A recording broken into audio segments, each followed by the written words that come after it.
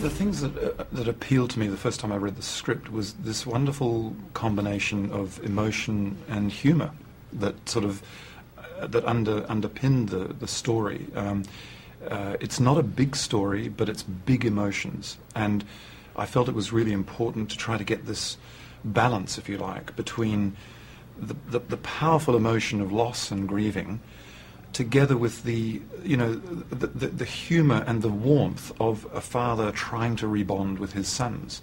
And it was about the balance of those two factors that I felt the whole story was sort of was hinged on, if you like. Artie, shoes, hurry up! You've got them on the wrong feet. These are the only feet I've got.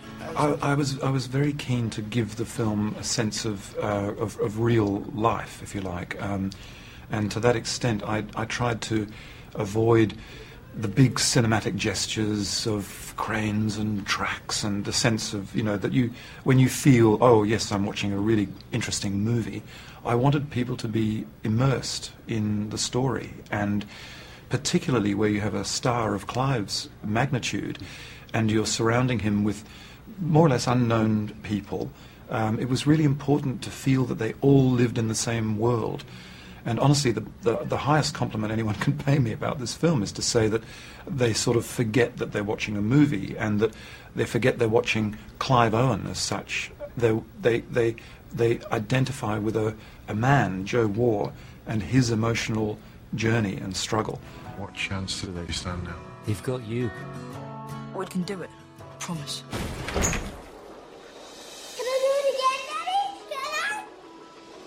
Yes. It's impossible to say the reasons why you're attracted to a project as a director. The script just has to touch you somewhere or engage you. For me, it has to engage me emotionally, and I fell for it. I fell for it hook, line, and sinker, and it was a wonderful story to become involved with.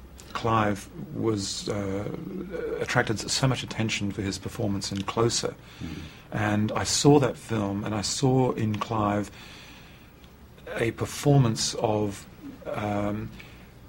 he has a great capacity for stillness on screen.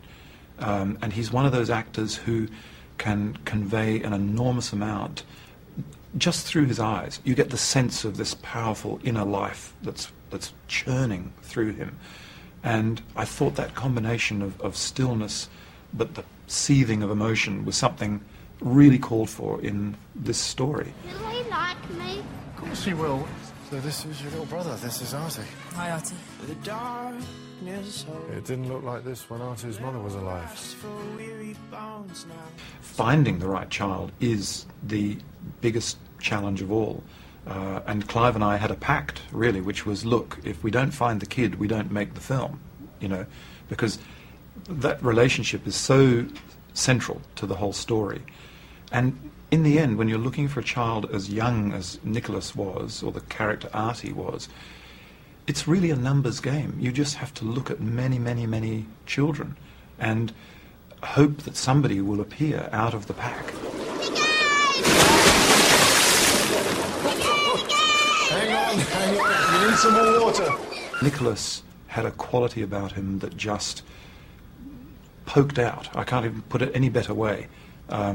He had attitude, as a matter of fact. I mean, there are a lot of very sweet, very cute boys, who looked tremendous and would have been great. And then Nick had X factor. And that was very evident immediately. And it was that I relied on in the script. Daddy? Yes, sweetheart. Don't worry, I'll stay down here with you for now. The thing that is unrepeatable by anyone else is those magical moments when the words come out of his mouth and you just believe. You believe his character.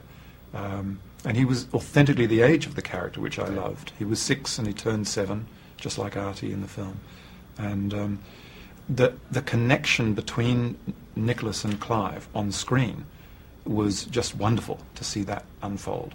And so it worked out well from my point of view.